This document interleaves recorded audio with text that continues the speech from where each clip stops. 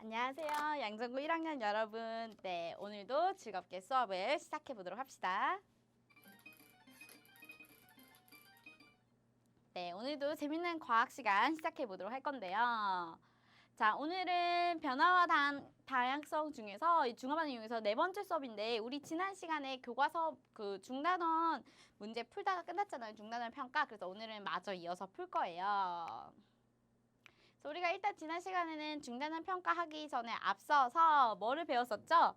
그렇죠. 우리 실생활 속에 어떤 중화 반응이 예시가 있는지 한번 알아봤었죠. 그래서 생선회에 레몬 뿌리는 건 뭐다? 생선회에 있는 트리메틸아민이라는 염기성 성분이 비린내를 유발하기 때문에 그것을 산성인 레몬으로 중화시켜 줬었고요. 제산제는 우리 위액 안에 있는 그 위산, 강한 산성 성분이 너무 지나치게 많이 역류되거나 뭐 과다 분비되었을 때 그렇죠. 염기성 성분인 제산제를 먹으면서 좀 중화시켜줘서 그 속쓰림을 완화시켰고요. 그 다음에 계속해서 한 가지 작물을 재배하다 보면 토양이 산성화되기가 쉬운데 그때 수산화칼슘이 주성분인 염기성인 석회가루를 뿌려서 이렇게 중화반응 이용해서 좀 제거하기도 했었습니다. 거기에 이어서 교과서 198, 190쪽에 있는 중단원 평가 문제를 풀었었는데요. 중단원 평가 문제는 이미 우리가 두 번째 시간이니까 지금 문제 풀기 전에 스스로 먼저 풀어봤으면 너무 좋을 것 같고 혹시 그게 아니고 이 수업을 먼저 듣더라도 이 수업이 끝나면 반드시 스스로 풀어보도록 합시다. 그래서 우리가 지난 시간에 4번까지 풀었기 때문에 5번 문제를 볼 건데요. 이 5번 문제가 바로 철의 재련입니다. 철의 재련에 대한 설명으로 지금 이렇게 철에 대한 설명이고 이 밑줄치 부분은 화학 반응식으로 나타내보고 그 다음에 1의 화학 반응식에서 산화된 물질과 환화된 물질을 쓰는 건데 지금 우리가 이걸 하기 전에 자 밑줄 친 것 전에 철광석과 코크스를 용광로에 넣고 뜨거운 공기를 불어 넣으면 이제 오타 났어요. 선생님 직접 치느라 불어 넣으면 코크스가 불완전 연소의 일사탄소 생긴다. 우선 여기 그 철광석과 코크스를 용광로에 넣고 뜨거운 공기를 불어 넣어서 불완전 연소하면 이 화학식 먼저 써볼게요. 그래서 이거는 화학식이 어떻게 되냐면 코크스와 산소가 만나서 불완전 연소에서 일사탄소를 만드는 건데 화학식 개수를 맞추기 위해서 이런 화학식이 돼요. 그 다음에 이거 선생님이 4차 시 수업에서 21분 8초에 화학식 개수를 아마 여기 앞에 있는 2를 빼먹었을 거예요. 그래서 누가 선생님 수업 듣는 학생이 그 질문 게시판에다 글을 남겨놨던데 네 질문 남긴 대로 이 길 맞아요.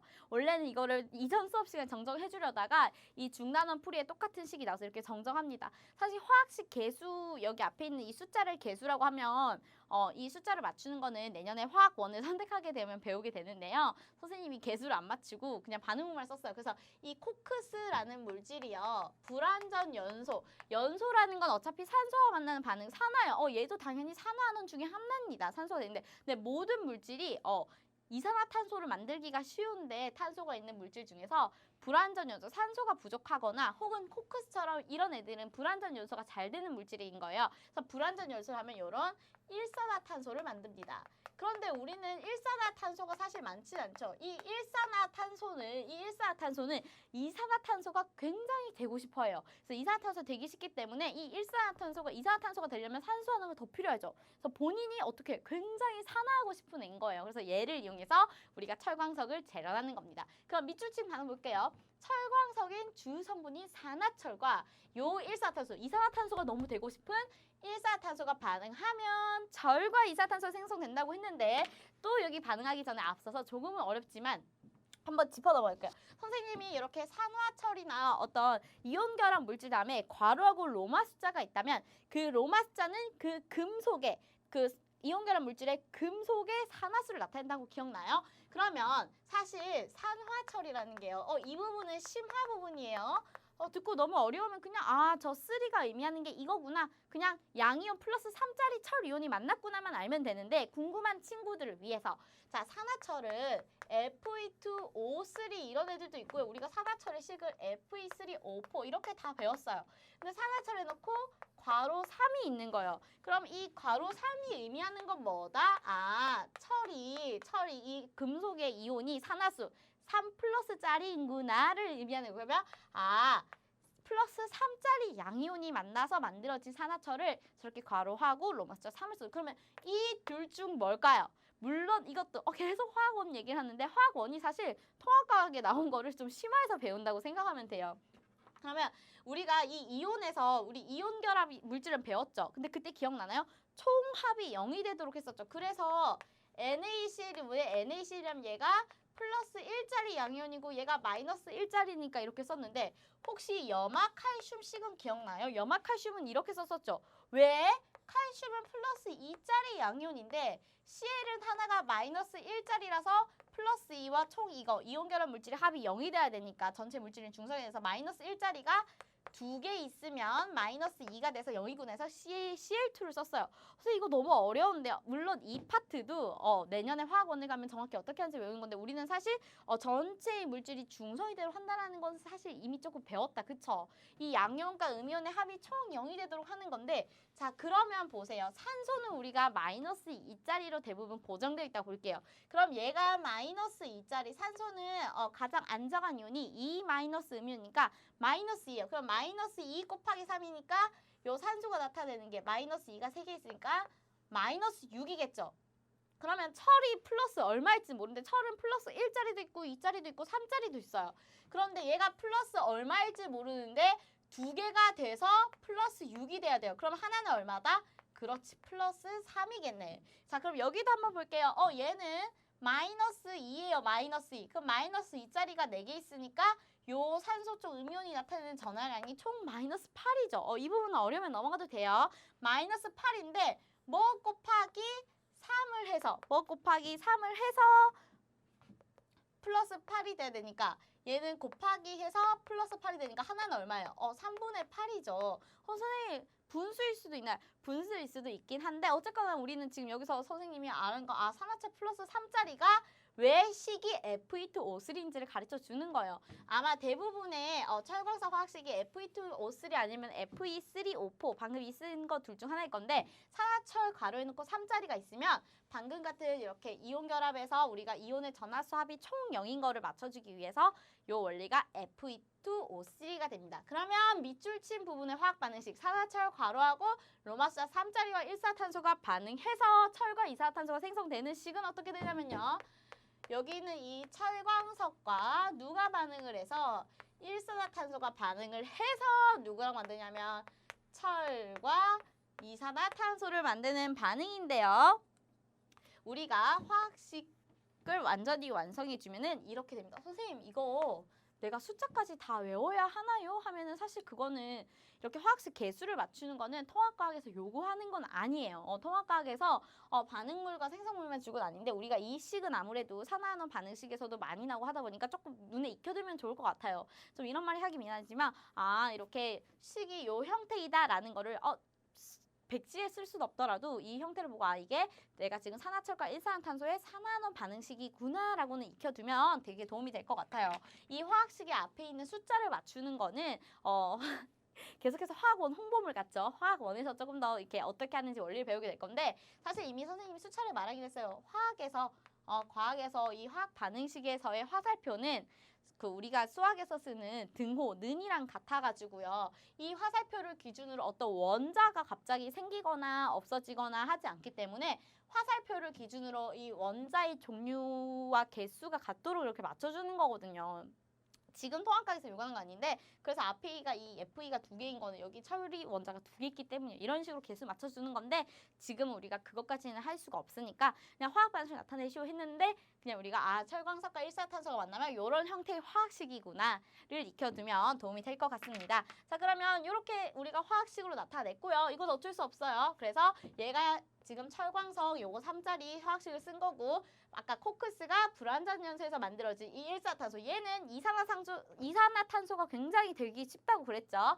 일산화탄소 반응해서 철과 이건데 그 다음에 산화는 따져주는 거. 산화는 따져주는 거 우리는 2가지를 배웠죠. 첫 번째 산소의 이동으로 산화는 따져주는 거. 그 다음에 두 번째는요. 전자의 이동으로 산화한원 따져주는 건데 우리가 전자의 이동은 우리가 지금 전자는 끼껏해봤자 이온이 되거나 혹은 이온이 요 반응에 참여를 할 때만 전자수를 따져주고 지난 시간에 문제 풀이했던 금속 같은 애들 있죠.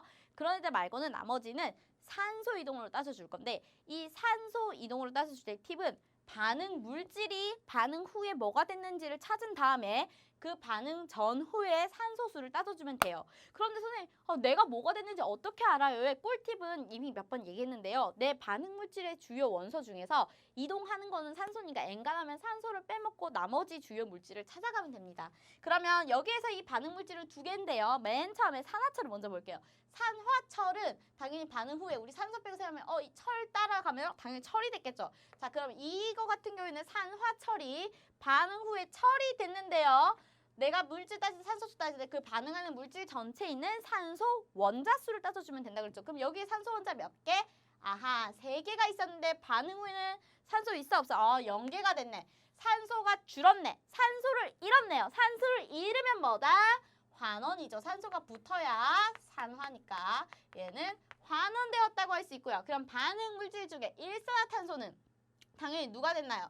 요 일산화탄소는 반응 후에 이산화탄소가 됐는데 탄소수를 따져줄 때 얘는 하나짜리가 총 반응이 3개가 관여하니까 산소가 관여하는 산소수가 3개였죠. 원자가 3개였는데 반응 후에는요. 2개인데 3개니까 6개가 됐네요. 산소가 늘었네요.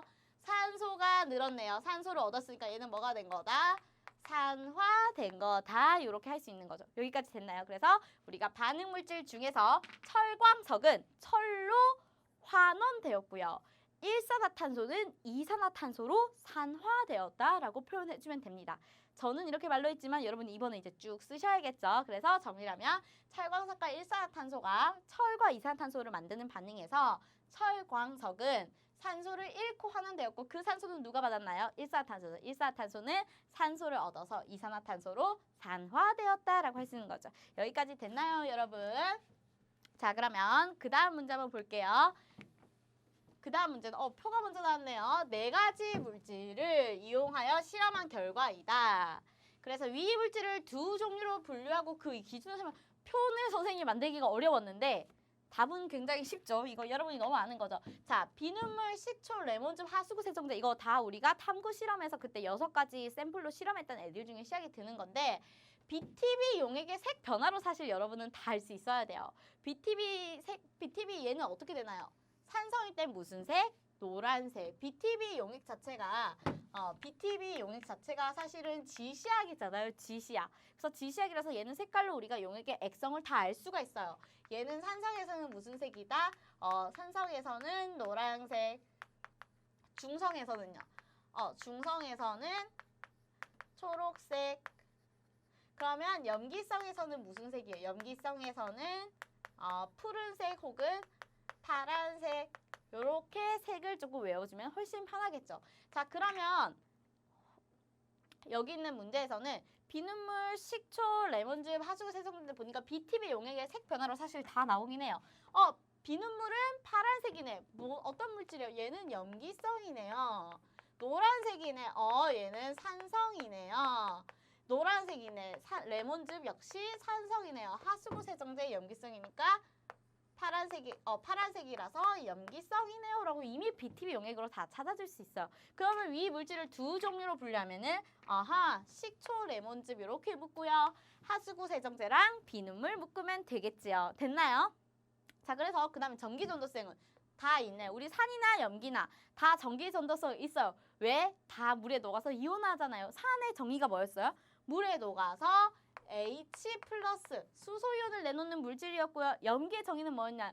물에 녹아서 OH 마이너스 수산화이온을 내놓는 게 염기의 정의였잖아요. 그래서 따라서 여기 있는 모든 물질들은 전기전도성이 있다라고 할 수 있겠죠. 그 다음에 마그네슘과 반응, 요런 금속과 반응하는 건 누구예요? 산이에요. 그 다음에 여기 발생하는 기체는 뭐다? 수소기체다. 이거는 산의 공통적인 성질과 염기의 공통적인 성질을 알고 있으면 충분히 풀 수 있는 문제였죠. 그래서 기준은 금속과 반응이나 BTB 용액의 색 변화로 해도 됩니다. 자, 그 다음 문제 한번 볼게요. 그림과 같이 질산칼륨 수용액에 적신 푸른색 리트머스 종이 위에 묽은 염산이 적신 실을 올려놓고 전류를 흘려주었더니 색이 실에서부터 마이너스 쪽으로 붉게 변하였다. 이러한 현상이 나타나는 까닭은 우리 이거 그때 실험했었죠. 실험 영상 그때 산의 공동 얘들아 묽은 염산의 적실 묽은 염산의 식은 HCl입니다. 염산은 HCl이죠. 얘가 물에 녹으면 어떻게 이온화돼요?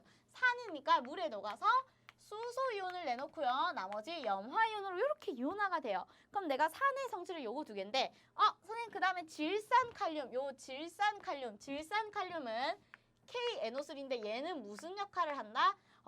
전기를 흘려주게 하는, 즉 전해질로 사용해요. 그래서 얘는 어떤 역할을 한다고요? 전류가 흐르게 해주는 거죠. 얘는 전류가 흐르게 해주는 겁니다. 전류를 흐르게 해주는 물질. 그래야지 어쨌건 전류가 흘러야 이온들이 이동할 거 아니에요. 그래서 얘는 전류를 흐르게 해주는 물질 전해질이고요. 이 KNO3도 마찬가지로 이온화가 되겠죠. 그래서 이 이온들이 전류가 이동할 수 있게 해주는 거예요. 그러나 우리는 지금 산에 집중할 건데요. 푸른색 리트머스 종이를 붉게 변화시키는 건 산인데 그 산 성질을 나타내는 게 얘냐 모르는데 마이너스 극쪽으로, 이게 중요한 거죠. 그럼 마이너스 극쪽으로 가는 이온은 누구다? 수소 양이온인 거야. 그래서 산의 그 주요 성분 중에, 산의 주요 성분이 아니고 산의 구성 성분 중에 양이온에 의해서 리트머스 종이가 변하는구나. 그래서 얘는 뭐 때문인 거예요? 묽은 염산의 누구 때문에? 수소이온 때문이죠. 그래서 묽은 염산의 수소이온이 이렇게 리트머스 종이를 붉게 변화시키기 때문에 이렇게 관찰이 된다라고 적어주면 되겠습니다. 이해됐나요? 자, 그 다음 문제도 아주 쉽습니다. 미지의 물질 X와 Y를 녹인 수용액에 페노프탈레인 용액을 떨어뜨리니 모두 붉은색으로 변하였다. 그다음에 이 두 수용이 들어있는 공통 이온을 쓰고 까닭을 설명하시는데, 자 여러분, 페노프탈레인도 지시약이죠. 지시약. 페노프탈레인도 지시약입니다. 얘는 산성에서는 무슨 색을 나타내나요? 산성에서는 무색이에요. 무색. 그 다음에 중성에서는요, 페노프탈레인은 마찬가지로 중성에서도 무색입니다. 그럼 얘는 염기성에서는 어떤 색을 나타내나요? 얘는 염기성에서만 붉은색을 나타내요. 그래서 얘도 용액의 액성에 따라서 색이 다 변하는 지시약이고요. 무무빨, 산중, 염기성에서 색깔이 다르고 염기성에서만 붉은색을 나타내요. 자, 그러면 붉은색으로 변화했다. 그러면 X와 Y는 모두 어떤 물질? 염기성. 이 X와 Y는 염기를 띠기 때문에 수용액이 붉은색을 나타냈겠죠. 그럼 염기성이 공통으로 들어있는 이온은 누군가요? OH- 수산화 이온이죠. 그래서 그 까닭은 페노프탈레인이 붉게 변한 것으로 보아 저 XY는 물에 녹아서 염기성을 나타내는데 염기에는 공통적으로 우리가 수산화 이온이 들어있다고 할 수 있겠죠. 너무 쉽죠? 자, 그 다음에 9번입니다. 묽은 염산과 수산화 칼륨 수용액에 들어있는 이온을 모형을 나타낸 것이다. 두 용액을 섞었을 때 혼합 용액에 들어있는 이온과 생성된 물분자를 모형으로 그리죠. 자, 묽은 염산 당연히 산이죠. 묽은 염산 산입니다. 묽은 염산은 화학식으로 HCl이라서 물에 녹아서 H+와 Cl-로 이렇게 이온화가 되고 수소 이온을 내놓기 때문에 산이죠. 그 다음에 수산화 칼륨은 식으로요. KOH입니다. KOH. 그 다음에 수산화 칼륨은 물에 녹아서 어떻게 이온하나요? 당연히 칼륨 이온이랑 수산화 이온으로 떨어지는데 이 수산화 이온이 있기 때문에 염기죠. 물에 녹아서 수산화 이온을 내놓을 수 있기 때문에 염기입니다. 그래서 여기 같은 경우는 이 그림은요. 묽은 염산에는 HCl 요 세트가 몇 개 들어있어요. 이렇게 풀리는 세트가. 3세트가 들어있죠. 그래서 H+ 3개, Cl- 3개가 그려져 있고요. 그 다음에 수산화 칼륨 수용 같은 경우는 요 KOH 세트가 몇 개 그려져 있어요. 2세트가 그려져 있어서 2세트가 이온화되어서 K+ 2개, 수산화 이온 -2개가 돼 있어요. 그 다음 산과 염기가 만나기만 하면 무슨 반응? 중화 반응. 어떻게? 산의 누구랑? 산의 공통을 내놓는 요 수소 이온이랑 염기의 수산화 이온이 몇 대 몇? 계속했죠. 1대 1의 비율로 만나서 물을 만들고 염도 만들고 그때 열도 발생하고 그게 중화열이라고 했잖아요. 기억나나요? 그래서 중화 반응의 알짜 이온식이 산의 수소 이온과 염기의 수산화 이온이 만나서 물을 만드는데 그때 우리가 주목해야 될 점은 몇 대 몇이다? 얘랑 얘가 다 1대 1로 만나서 물 하나를 만든다는 점. 이것만 기억하고 그때 열이 발생을 하고 중화열이고 이렇게 기억나나요? 자, 그러면 한번 해봅시다. 여기 얘네들이 이제 만났어요. 한 빛까지 만날 거예요. 그러면 여기 있는 수소이온 하나랑 여기 있는 수산이온 하나하나 1대1 짜게 지어서 누가 만들어요? 물 한 분자가 만들어졌어요. 자, 그 다음에 여기 있는 이 수소이온도 누구랑 반응할 수 있어요? 여기 있는 수산화이온이랑 반응해서 또 물 한 분자를 만들 수가 있어요. 물 2개 선생님 또 수소이온 있는데요. 근데 반응할 수산화이온이 있어요, 없어요? 나는 수소이온이 처음에 3개였지만 여기는 수산화이온이 2개밖에 없기 때문에 하나하나 반응하고 그냥 남는 거 어떡해요? 그냥 있는 거지 뭐. 그래서 저기 남아있는 수소이온 그대로 써주고요. 그 다음에 선생님 여기 있는 염화이온 3개는요. 얘네는 사실 중화 반응에서는 구경꾼이어서 반응해요 안 해요? 안 해요. 그래서 염화이온을 이렇게 3개가 그대로 있고요. 선생님 여기 있는 칼륨 양이온 2개는요. 얘네도 반응해요 안 해요?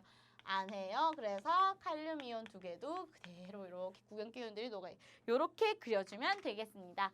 선생님은 이온을 크게 그려서 비커에 꽉 찼네요. 그래서 이렇게 해주면 되고요. 계속해서 표가 먼저 나오네요. 온도와 농도가 같은 묽은 염산과 수산화툴 수용액을 표와 같이 부피를 다르게 하여 혼합하였다. A2중 혼합용의 온도가 가장 높은 것을 고르고요. A2의 BTB 용액 떨어뜨릴 때 나타내는 색을 각자 쓰시오라고 했는데, 자, 우리가 중화 반응할 때 발생하는 열이 뭐라고 그랬나요? 중화열이라고 했죠.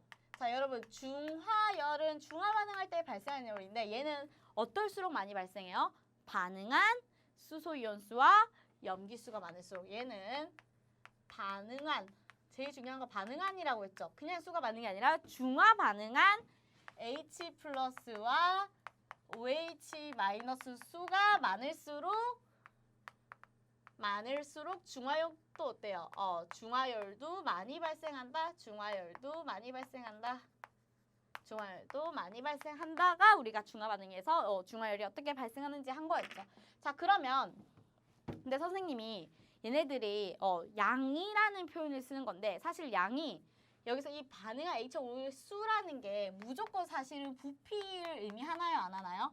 원래라면 무조건 부피를 의미하는 건 아니에요. 우리 소금물의 농도만 생각해도 그렇잖아요. 소금물의 농도가 낮으면 아무리 내가 소금물이 10리터 있다고 해도 농도가 높은 1리터가 더 많을 수도 있잖아요. 이해가 돼요? 이 H 플러스랑 OH 마이너스 수가 사실은 우리가 부피로 일반적으로 편의에서 많이 나타내지만 사실 무조건 부피를 의미하는 건 아니에요.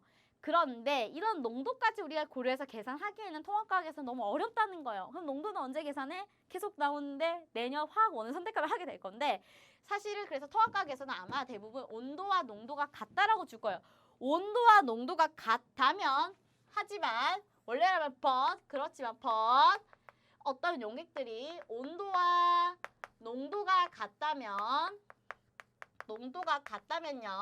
그 물질의 양을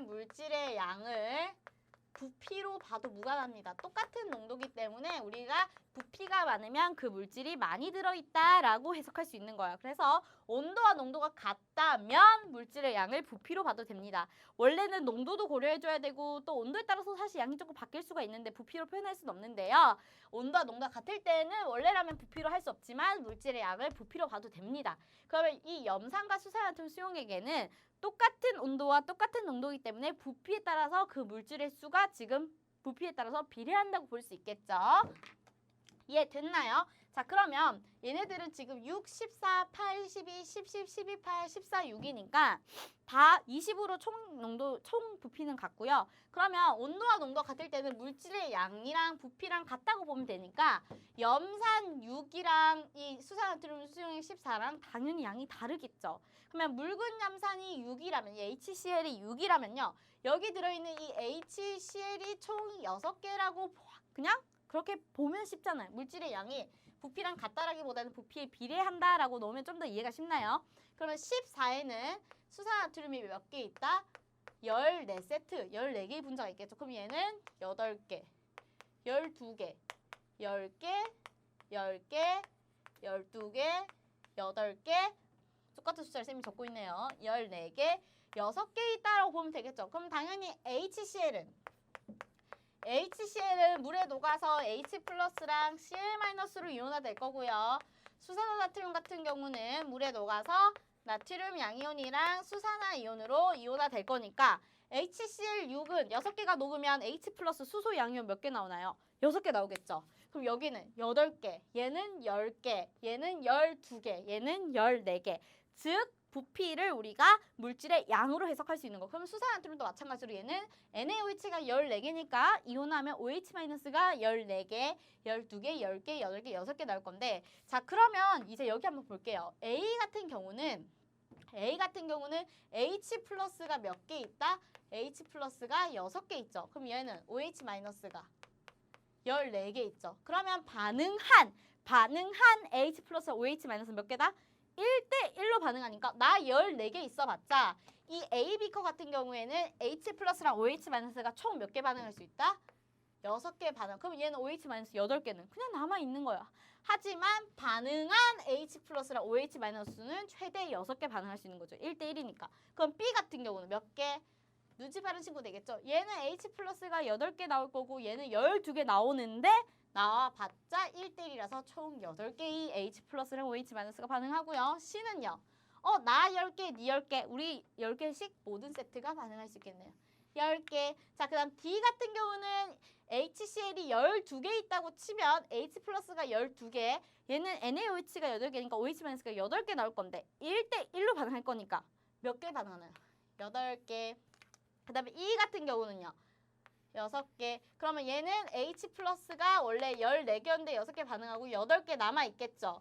여기는 H 플러스가 12개였는데 OH 마이너스 반응하고 4개 남아있겠죠. 여기는 10개 다 반응해서 안 남아있고 여기 같은 경우는 H 플러스 8개, NaOH 12개니까 OH 마이너스가 8개 반응하고 4개 남아있을 거고요.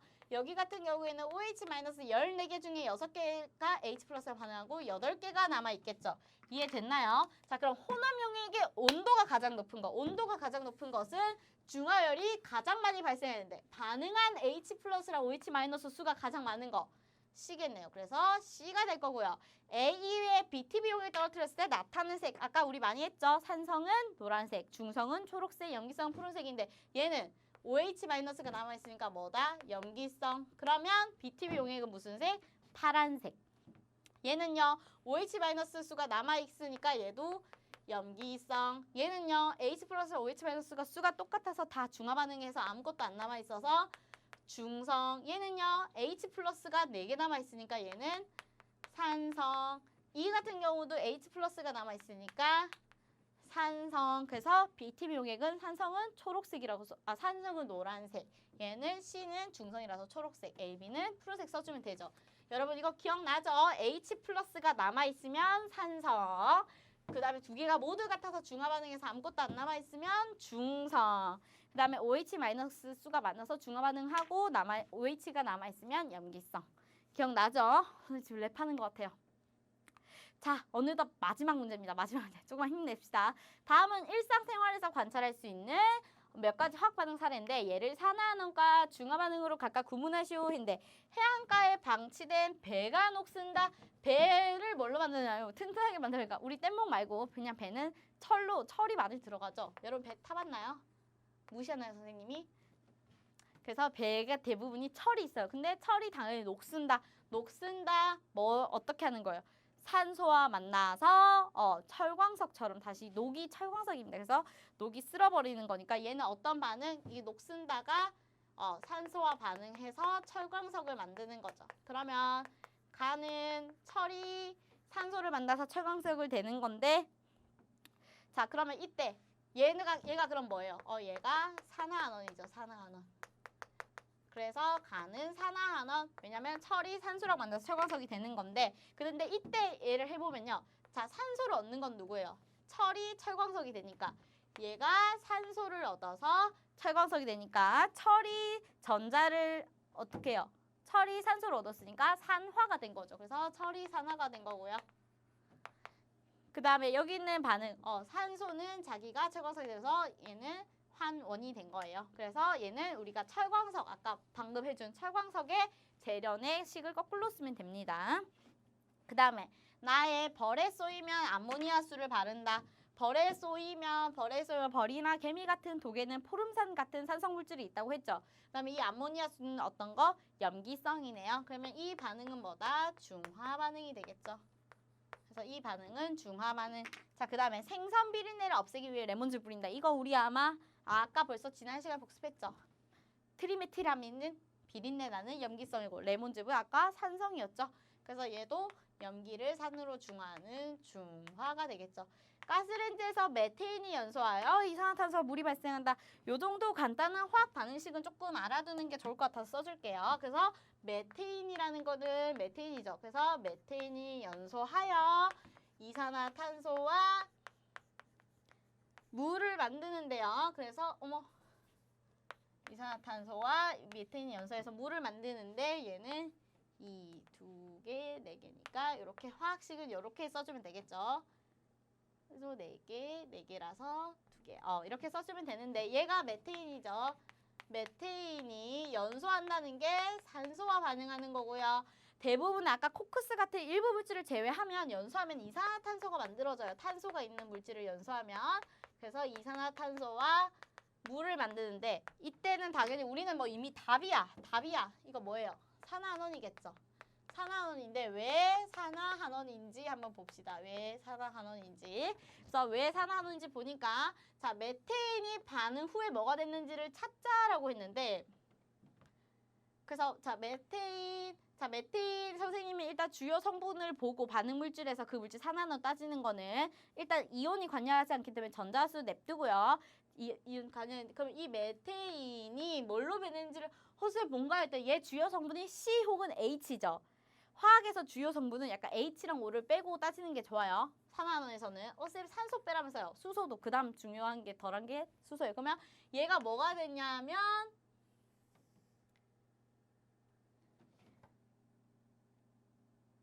얘가 그래서 뭐가 됐나? 메테인 쌤 식을 맞게 썼나요? 그래서 메테인이 누가 됐나요? 이산화탄소가 됐죠. 메테인이 이산화탄소가 됐으면 얘는 산소를 잃었어요? 얻었어요? 산소를 얻었잖아요. 산소가 없는데 산소가 생겼잖아요. 그럼 얘는 뭐다?